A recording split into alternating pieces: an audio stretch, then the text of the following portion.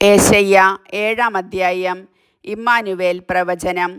യൂദാ രാജാവായിരുന്ന ഉസിയായുടെ പുത്രനായ യോഥാമിൻ്റെ പുത്രൻ ആഹാസിൻ്റെ കാലത്ത് സിറിയ രാജാവായ റെസീനും ഇസ്രായേൽ രാജാവും റെമാലിയായുടെ പുത്രനുമായ പെക്കായും ജെറൂസലേമിനെതിരെ യുദ്ധത്തിന് വന്നു. എന്നാൽ അവർക്കതിനെ കീഴടക്കാൻ കഴിഞ്ഞില്ല.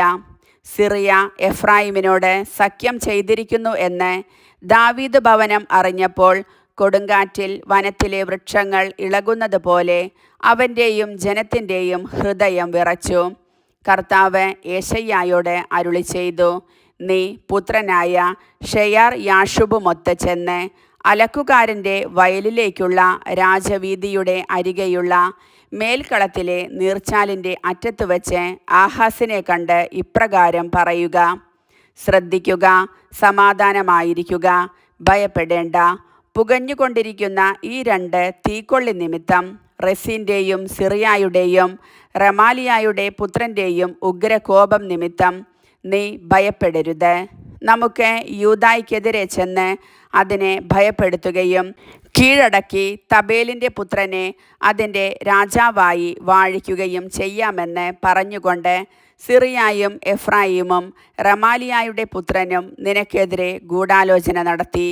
ആകയാൽ ദൈവമായ കർത്താവ് അരുളി ചെയ്യുന്നു, അത് സംഭവിക്കുകയില്ല, ഒരിക്കലും സംഭവിക്കുകയില്ല. സിറിയായുടെ തലസ്ഥാനം ദമാസ്കസും ദമാസ്കസിൻ്റെ തലവൻ റെസീനും ആണ്. 65 വർഷത്തിനുള്ളിൽ എഫ്രായിം ഛിന്നഭിന്നമാക്കപ്പെടും. മേലിൽ അത് ഒരു ജനതയായിരിക്കുകയില്ല. എഫ്രായിമിൻ്റെ തലസ്ഥാനം സമരിയായും അധിപൻ റമാലിയായുടെ പുത്രനും ആണ്. വിശ്വസിക്കുന്നില്ലെങ്കിൽ നിനക്ക് സുസ്ഥിതി ലഭിക്കുകയില്ല. കർത്താവ് വീണ്ടും ആഹാസിനോട് അരുളി ചെയ്തു, നിന്റെ ദൈവമായ കർത്താവിൽ നിന്ന് ഒരു അടയാളം ആവശ്യപ്പെടുക. അത് പാതാളം പോലെ അഗാധമോ ആകാശം പോലെ ഉന്നതമോ ആയിരിക്കട്ടെ. ആഹാസ് പ്രതിവചിച്ചു, ഞാൻ അത് ആവശ്യപ്പെടുകയോ കർത്താവിനെ പരീക്ഷിക്കുകയോ ഇല്ല. അപ്പോൾ ഏശയ്യ പറഞ്ഞു, ദാവീദിൻ്റെ ഭവനമേ, ശ്രദ്ധിക്കുക. മനുഷ്യരെ അസഹ്യപ്പെടുത്തുന്നത് പോരാഞ്ഞിട്ടാണോ എൻ്റെ ദൈവത്തിൻ്റെ ക്ഷമ പരീക്ഷിക്കുന്നത്? അതിനാൽ കർത്താവ് തന്നെ നിനക്ക് അടയാളം തരും. യുവതി ഗർഭം ധരിച്ച് ഒരു പുത്രനെ പ്രസവിക്കും. അവൻ ഇമ്മാനുവേൽ എന്ന് വിളിക്കപ്പെടും.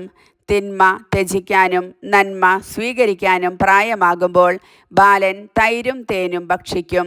നന്മ തിന്മകൾ തിരിച്ചറിയാൻ ആ ബാലന് പ്രായമാകുന്നതിന് മുൻപ് നിങ്ങൾ ഭയപ്പെടുന്ന 2 രാജാക്കന്മാരുടെയും രാജ്യങ്ങൾ നിർജ്ജനമാകും. യൂദായിൽ നിന്ന് എഫ്രായിം വേർപിരിഞ്ഞതിൽ പിന്നെ വന്നിട്ടില്ലാത്ത തരത്തിലുള്ള ദിനങ്ങൾ അസീറിയ രാജാവിൻ്റെ ഭരണം തന്നെ. കർത്താവ് നിൻ്റെയും ജനത്തിൻ്റെയും നിൻ്റെ പിതൃഭവനത്തിൻ്റെയും മേൽ വരുത്തും.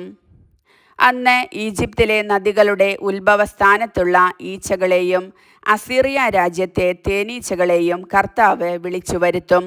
അവ ആഴമേറിയ മലയിടുക്കുകളിലും പാറയിടുക്കുകളിലും മുൾച്ചെടികളിലും മേച്ചിൽപ്പുറങ്ങളിലും വന്നുകൂടും.